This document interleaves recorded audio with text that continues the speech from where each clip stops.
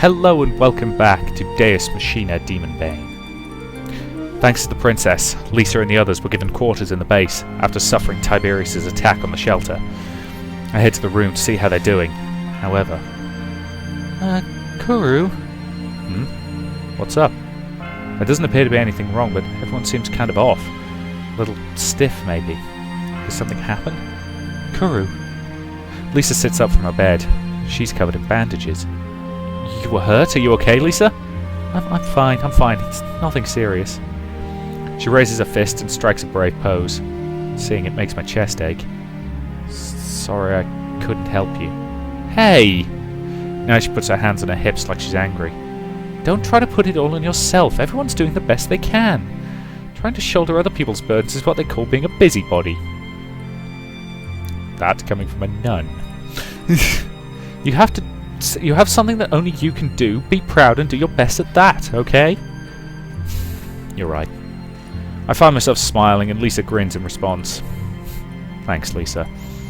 I feel better now. Well, as long as you understand. We laugh together. Maybe it's just my imagination, but the awkwardness I felt when first entering the room seems to have faded, at least a little. Yeah. Anyway, I'm glad everyone's okay. There are a few more things that only I can take care of, so I'm going to do my best. Kurou, what's happening right now? I should have known I wouldn't be able to avoid that topic. I'm at a loss for words, so Al steps in and gets straight to the point. This is the final battle with the demon god, with Black Lodge. Everything will be decided in this fight. The bluntness and simplicity of her statement leaves no room for doubt. The kids look up at me anxiously. Kurou, you're gonna win, right? Can we win? Against the demon god Cthulhu? A true great old one? My answer is clear. I don't even need to think about it. If we lose, it's all over. So we have no other choice but to win. I'll carve that octopus monster up and bring it back for dinner. For sure, right? Yeah. No room for mistakes here.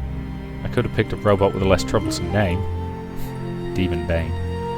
As long as it's evil, I'll have to fight even a god. Damn, what a pain in the arse. Girl? Shortly after leaving the shelter, we run into the princess standing against a bulkhead. She looks up at our approach and comes to meet us. What's up, princess? She looks straight at us, her expression grave. Mr. Deju, I have news. The United Nations is already taking measures against this threat. Are they going to nuke Cthulhu? Because, if memory serves, that didn't work terribly well for the American government. At this moment... Oh, navies, right. Why the hell did I blank on being able to pronounce the word navies? I was trying to...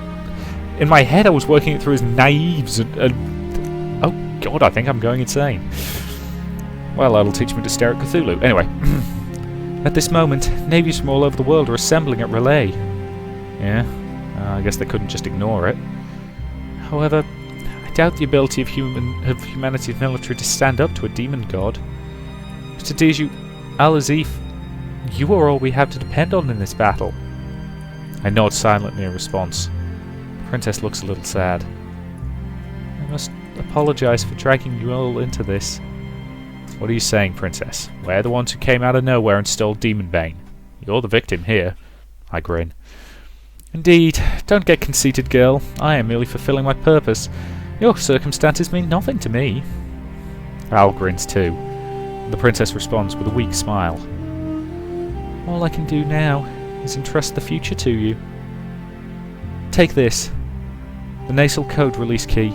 With this, you will be able to use the Lumeria impact without my approval. Release key? Don't worry about controlling it. With all the data that we've gathered, we're able to program the Hipernia system to run on full auto. Please, use it to annihilate that creature. Got it. I'll take care of this. I take the release key, which is, as you might expect, in the shape of an ancient skeleton key. It carries the wishes of the princess, her grandfather, and the entire Haddow family. With the break of dawn, the Haddow group will deploy its entire strength to Relay. Mr. Deju and Al. The princess and Al share a long look. Neither says a word, but they seem to understand each other. Al nods firmly. The princess smiles and Please, grant the world a future. She bows deeply to us.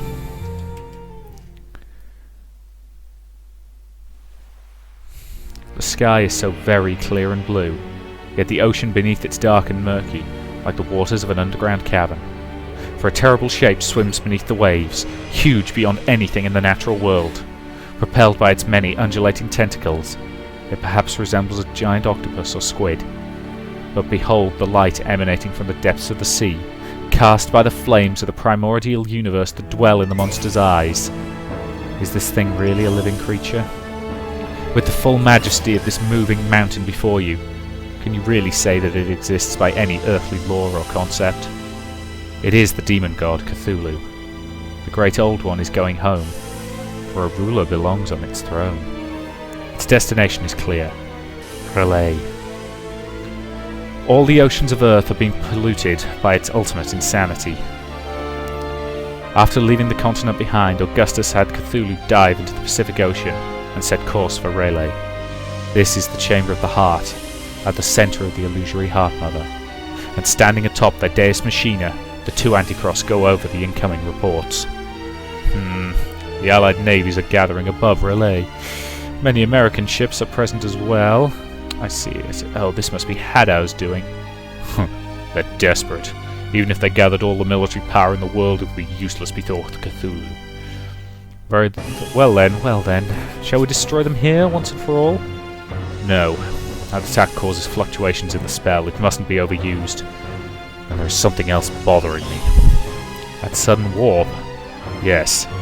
That was completely unexpected. I hate to think it, but there may be a flaw in the plan. Indeed. The reason behind that warp is utterly incomprehensible.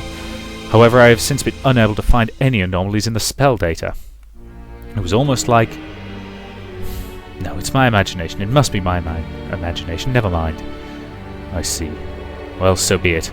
As long as the cause are indeterminate, we should not use Cthulhu's powers. So what do you suggest? Where do you think we are, brother? We shall let the gods' devout worshippers drive out those who would defile these sacred precincts. I see. This is the ocean, the sea of evil. This is Cthulhu's domain. I understand, and I understand well. But for now, I will send out the destroyer robots. Yes, take care of it. Now then, Relay should be visible soon. Yes, the Earth will finally come under the rule of us demons.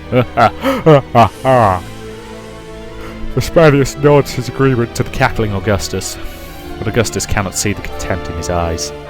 Although it does not show in his face, Vespasius is mocking him. Well, I suppose it would be too pitiful not to let you have your dream.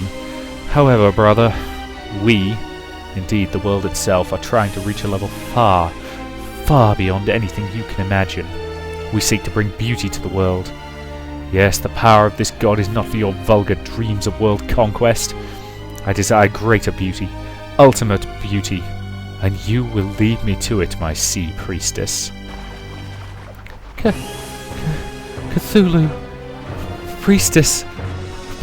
Sorry about the necessity of having to put a cut in there. Basically what you missed was a short sequence between the Relay text and the Tyrant, which implies heavily that Nero is exactly where she wants to be, even though the Anticross think they have her at their mercy, effectively as the core of Cthulhu.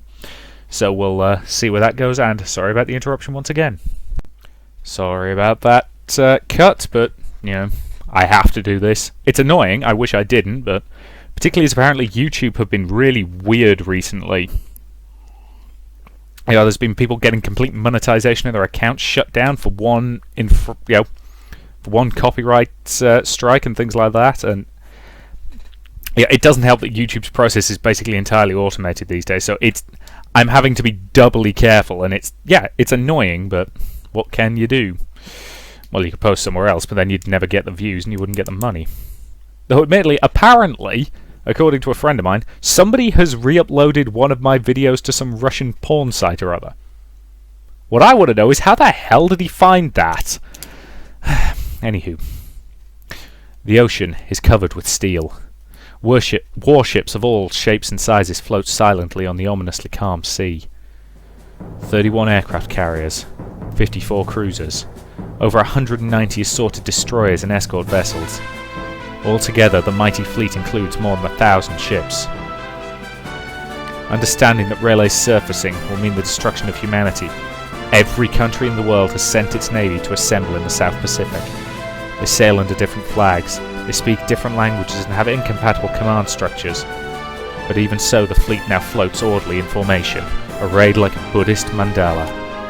And at the center of the formation is the battleship Arizona, once the flagship of the American Pacific Fleet. With the President, the Commander-in-Chief, gone, she no longer has any flag to fly under. Now, she is part of the Grand Navy to assemble to defend the world itself. Looking out from her bridge over the endless ranks of ships, her captain breathes a sigh of admiration. "Is it not magnificent?" The first officer replies darkly. "I wonder. I can see it only as a flock of birds huddling together before a storm." Such faint-heartedness in a man of the sea would normally be frowned upon, but none can blame him for his pessimism. The entire world knows the terror of Cthulhu, whose power reduced Arkham and New York, the greatest cities in the world, to rubble in the blink of an eye. With battle imminent, it would be harder to find sailors whose hearts are not heavy with despair. Hang on a second. They destroyed Arkham, they destroyed New York, they made no mention of them destroying Washington, and yet they've apparently blown up the White House. Did they just, do the Independence Day thing and just hover past, blow up the White House and then piss off? I'm just curious, or did the writers of this game think that the White House is in New York? Because I appreciate that New Yorkers are notorious for thinking that they are in the most important city in the world. So it's logical to assume that someone who didn't actually know that much about the States would assume that the White House was in New York, but anyway. It would be no exaggeration to say that the power gathered here represents humanity's ultimate military might. But despite that, because of that, I can't help but feel that we have no future.